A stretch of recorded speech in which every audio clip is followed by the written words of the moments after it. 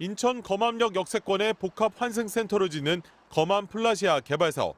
총 사업비 약 1조 5천억 원의 이 대형 프로젝트에 참가한 한 건설사가 지난 6일 최종 부도 처리됐습니다. 시공능력 평가의 기준 상위 15%에 해당하는 시공사지만 자금난을 이기지 못했습니다. 이튿날엔 시공능력 75위인 대우산업개발까지 부도 처리되면서 이달 들어 중형 건설사 5곳이 잇따라 회생 절차에 도입했습니다. 일부 지역을 제외하고는 분양시장 전체가 침체돼 있고 공사 원가까지 오르면서 사업성이 떨어지자 금융기관이 돈줄을 재기 때문입니다. 현금이 들어와야 되는데 이게 미분양이나 아니면 이 공사들이 좀 진행이 늦어지다 보니까 현금 흐름들이 자체로는 좀 막혀 있는. 프로젝트 파이낸싱 PF 연체율은 2020년 3.4%에서 최근 17.3%까지 증가했습니다. 평균 연 4.8%였던 증권사 부동산 PF 대출 금리도 연 7.1%까지 뛰어 올랐습니다. 현장에선 10%가 넘는 금리도 흔한데 당장 돈이 급한 중소업체들에겐 부르는 게 값입니다. 시장에서는 대형 건설사까지도 흑자 도산할 수 있다는 경고가 나오고 있습니다. 최근 시공능력 10위권의 한 대형 건설사가 2분기 800억 원 가까운 영업이익을 올리고도 자금 조달에 어려움을 겪었다는 이야기가 전해지기도 했습니다. 정부는 단기적으로 PF 위기는 없다는 입장이지만 미분양 PF 보증 확대 등 건설업계 요구사항을 심도 있게 고민하고 있습니다. 정상화가 가능한 사업장은 신규 자금, 만기 연장 등을 지원하고 사업성이 없는 곳은 경공매 등을 통한 정리가 추진되는 등. 하지만 정부 대책이 당장의 현장 위기를 막는 데 그칠 경우 부실 규모를 더 키울 수 있다는 우려도 나옵니다. MBC 뉴스 정동욱입니다. 인천 중구의 한 아파트 건설 현장. 공사가 한창이어야 할 시간이지만 장비와 자재들이 방치돼 있습니다.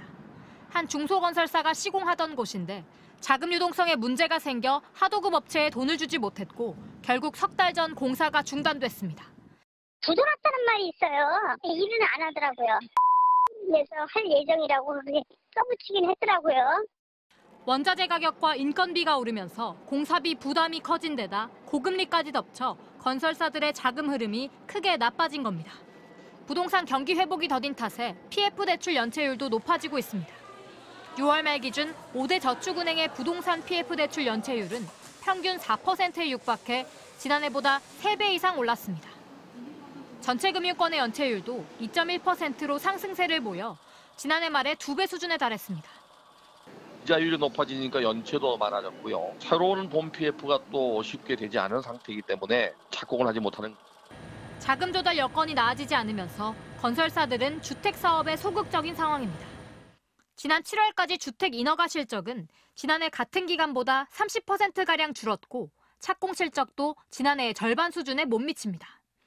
2, 3년 뒤 주택 공급에 차질이 빚어질 수 있는 겁니다. 이에 정부는 PF의 부실화를 막기 위한 민관합동 PF조정위원회도 10년 만에 재가동하는 한편 부동산 PF 금융지원 등 관련 대책을 이달 안에 마련하기로 했습니다. MBC 뉴스 고재민입니다. 공급 대책의 핵심은 공공주택 공급 확대와 민간 공급 활성화입니다. 부진한 민간 대신 공공이 공급에 나서고 금융지원과 규제 개선으로 민간의 사업 재개를 돕겠다는 겁니다. 우선 공공 부분에서 기존 계획 대비 5만 5천 가구를 추가한 12만 가구를 올해 말까지 공급합니다. 이를 위해 민간 택지를 공공택지로 변경하고 신규 공공택지도 추가로 지정합니다. 선호도 높은 수도권 신도시에서 3만 호 이상의 물량을 추가하고 금년 11월 중 수도권을 중심으로 8만 5천 호 규모의 신규 택지 후보지를 발표하겠습니다. 민간 공급 활성화는 프로젝트 파이낸싱, PF 대출 보증 규모를 올해 계획인 15조 원보다 10조 원 늘리고 전체 사업비의 50%였던 공사비 대출 한도는 70%로 확대해 유동성을 공급하는 게 핵심입니다. 또 이미 낙찰받은 주택 용지를 건설사 간 사고 파는 전매를 1년간 허용하고 각종 주택 인허가 관련 심의를 통합하는 등 절차를 축소해 사업 기간을 줄여주기로 했습니다. 저희는 가격을 직접 자극할 수 있는 특히 수요를 진작하는 그런 정책은 이번에 아예 검토 대상 자체에서 뺐습니다. 하지만 살 사람이 있어야 사업성이 보장되는 건설 사업의 특성상 수요 진작 없는 공급 활성화는 실효성이 불투명하다는 지적입니다. 또 가뜩이나 우리 경제의 뇌관 중 하나로 PF 대출 부실이 거론되고 있는데 보증 확대가 훗날 더 큰 폭탄으로 돌아올 수 있고 부실 기업이 계속 생존하는 이른바 좀비 기업을 양산할 수 있다는 우려도 거론됩니다. MBC 뉴스 정동욱입니다.